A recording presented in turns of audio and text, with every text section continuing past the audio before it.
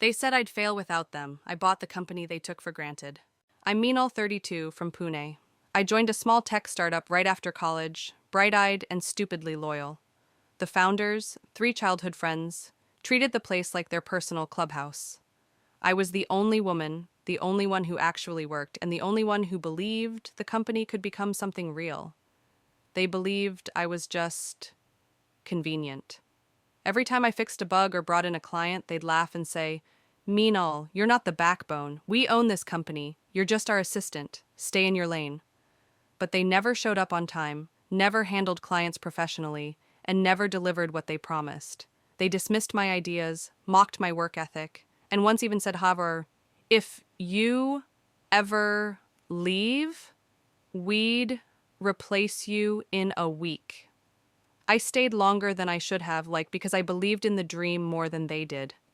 Then came the breaking point. We landed a massive investor pitch. I spent weeks preparing the deck, numbers, projections, everything.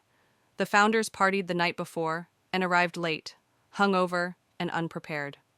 One of them even told the investor, "Meenal will explain the boring stuff." We lost the deal. That night, something inside me snapped. I packed up my files, emailed my resignation, and walked out without waiting for a reaction.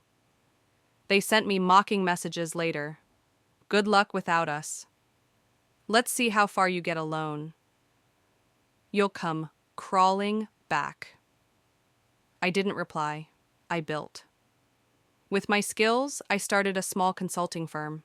Tiny at first, then steady, then booming. Within 3 years, my company was valued higher than the startup I left. Irony came knocking when their investors reached out to me privately. The founders had run the company into the ground, debts piling, reputation ruined. They needed a buyer. And the investors wanted me to acquire it. So I did. On the day the papers were signed, the founders looked stunned, almost pale.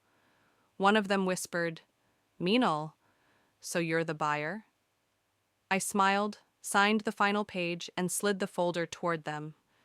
"You were wrong," I said. "I didn't need you.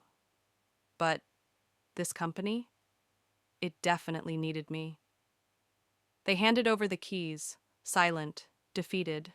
I walked through the office I once built for them, knowing every corner would now be rebuilt in my name. When people underestimate your worth, don't argue. Rise so high they're forced to watch from below. Thank you for watching. Like, comment, and subscribe.